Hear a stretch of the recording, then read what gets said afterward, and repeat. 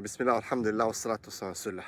Just a quick one. I know everyone's given again their opinions on this interview with Andrew Tate and Piers. I just want to say a few things. Number one, as I said before with Andrew Tate, okay, and as Piers is saying as well, he has certain statements that are taken from personal experience, life, as well as social studies, sociology.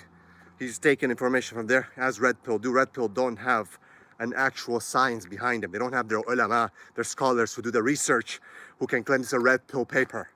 Okay, even if there are some who have tried or attempted to, these, even in their guru, Roel Tomasi, is not himself some researcher who has done research and has published papers and so on and so forth, from what I understand. What I'm trying to say is that Andrew Tate has had some statements, as Piers is highlighting. However, see, over and over again, when someone gets cancelled, when they get pulled into these type of interviews with professional interviewers who stick to the same topic. So Piers has been saying, look, man, you've said these things. Do you stand by them or not? So he stands by them, but he says they're misconstrued and taken out of context. We all know Andrew Tate and the Red Pill movement, and we all know what he said. Yes, there's the context to it, but the statements stand. For example, that he believes that a woman is his brother's wife, is the property, or his sister's husband. Sorry, something like that. Anyway, of course, that's what they believe. Now he's trying to put it on, say, well, I was having a discussion with a Muslim, and that's what the Muslim go tell the Muslims and the Christians. Dude, in Islam, it's not like that. The woman doesn't become the property of the man. That was in Jahiliyyah. That's why Islam came and abolished that. But Islam has the concept, of course, of authority over the woman. We stand by that. You call one a proper Muslim, not any sim Muslims, into an interview, and he's going to say, look, man, I'm not talking about myself. I'm talking about the Quran. The Quran says, the concept of the wali. Yes, of course, we have authorship with responsibility, accountability over women. No doubt, we stand by that. You see this guy's flip-flopping in this interview. Andrew Tate, again, as expected, was flip-flopping because he's big talk. He talks big on TikTok, talks big on Instagram, talks big on YouTube. When he gets cross-checked by a professional, this is not Fresh and Fit podcast with a bunch of, women around him. No, you're talking about here, with all the problems that I have with Piers as well. He's just a bigot. But he couldn't stand his ground. He kept saying, oh yeah, I stand by, but I understand that with the fame comes responsibility. And bro, it doesn't matter. He's asking you, and he kept, as a professional, sticking to the topic and saying, hey man, did you say this or not? And he's trying to weasel his way around there. So he had big talk on Instagram, on social media platform. He got canceled now. He's crying now. He's trying to get on to explain his position. You'd save more face if you were stood by your sentences. Even if people don't agree with you, even if people don't respect you, it doesn't matter. And he kept saying, well, I don't want people to be offended by my, well, bro, welcome to the world of the Muslims, man. You keep saying you respect Islam and this and that, but doesn't seem you've learned anything from Islam. Okay? It doesn't matter. You can't just say that, well, I'm sorry if people get offended by my, that's not what I meant. Dude, you stand by what you have said, if that's what you believe in. And that's the problem with a lot of the simp Muslims today. That when they get questioned and called, they're like, oh yeah, you don't really understand what I'm trying to say. No, bro, for a Muslim, it's clear. Qala Allah, qala Rasul. And that's the problem with liberal closet feminists who are trying to do the same exact thing. Oh, it's not really what I meant. That's not really. So I'm very disappointed in Andrew Tate, who was talking so big. He was so strong, and now all of a sudden he's trying to say to people, well, I'm sorry if you're offended. That's not my intention to offend what I've said if people are offended. Bro, just stick to your ground. He tried to. Piers stuck to one thing. Look, this is what you said. Even if you're saying it's out of context, I watched your stuff, I read it. This is what you said. Have you said this or not? Would you restate that, or would you pull it back or regret what you have said? Okay, he said, no, I don't regret it because I don't live in regret. No, bro, you got to say, I don't regret it because I believe in what I said and I stick by it. This is a very great lesson for Muslims as well. because we have the same phenomenon. That's the problem today. Everyone gets their platform, they start getting all famous and whatnot, and then all of a sudden, everyone gets all apologetic after, even though Andrew's trying to be like, almost like a confused apologetic. He's trying to stick to his word to an extent, yet not stick to it. So what are you trying to do? And let me tell you one thing, brothers and sisters. I'm gonna put another video of, just because I picked something. I don't really spend time watching these dudes, man. But, as I said, in some cases, they make a point. Because this is with Red Pill. They cite things from anthropology. They cite studies from sociology, from psychology. They cite these things that are true. No one can argue with some of these things. But the way they contextualize and what they're using it for is something that can lead men to be oppressors and women to be crazy. So, but they do make certain points that are valid. I've said that many times. But that is why I've said also many times that we need the amana, the trust of representation of Muslim masculinity straight up from the real Muslims who don't fear anyone except Allah subhanahu wa ta'ala. Do you understand what I'm saying? And that's what we're lacking, and that's why we allow for this vacuum to be filled by the red pillars. We're allowed this vacuum to be filled by them, and that's where a lot of young men get misguided. And of course, this red pill is a reaction to feminism, but for every reaction there's an equal reaction at the opposite side of spectrum, isn't it? So as feminism was extremist, now red pill is also on the extreme side.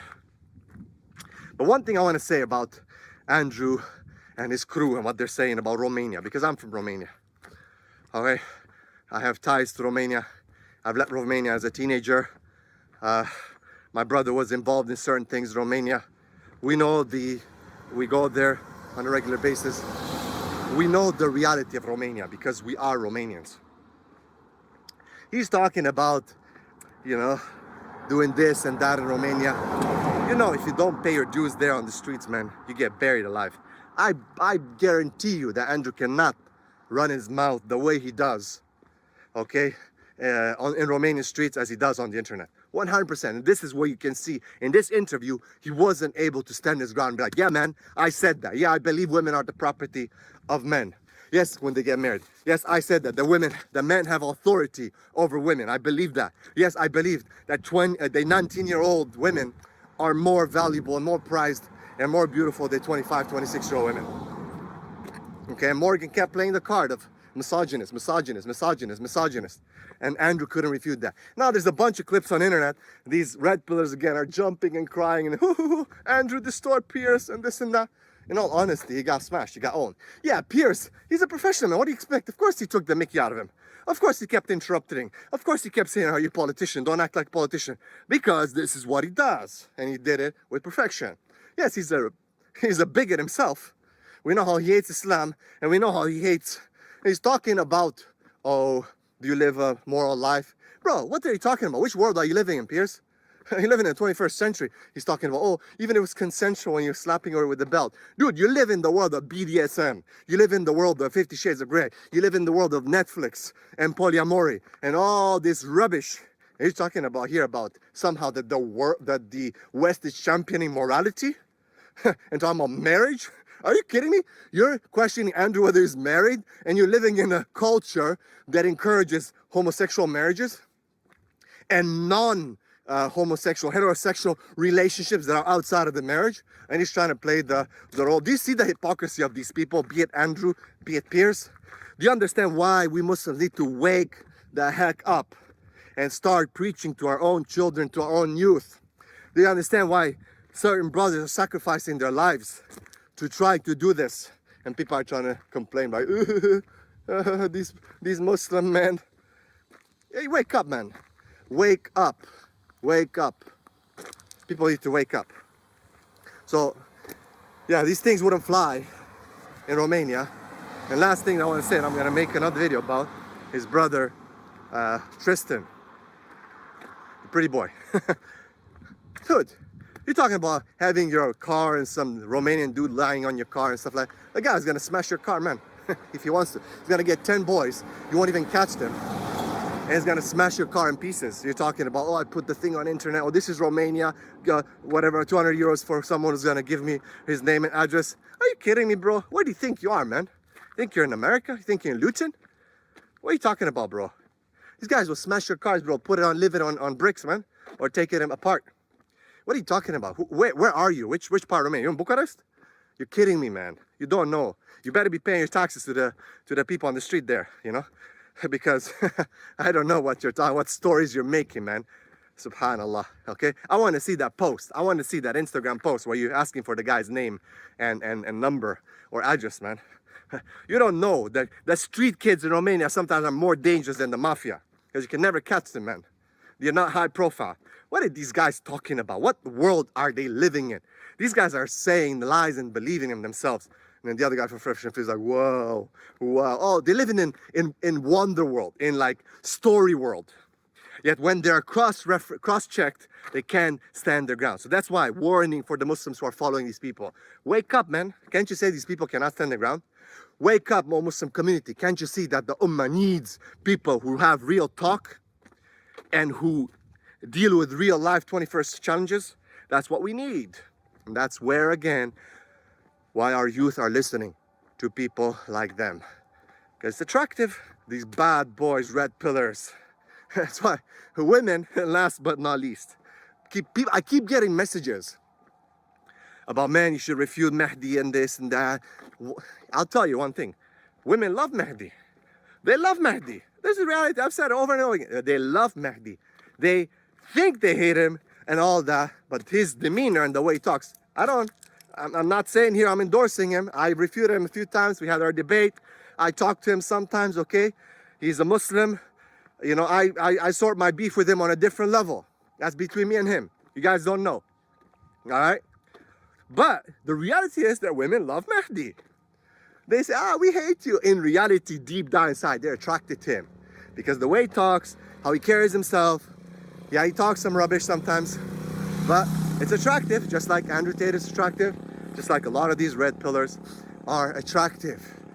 And because we don't have real Muslim men with real Islamic ethics, and by the way, I said before, and you know, I know Mahdi doesn't take offense to this, but he doesn't represent Islam. He himself has said that sometimes, even though he makes the mistakes of portraying himself, sometimes they represent Islam.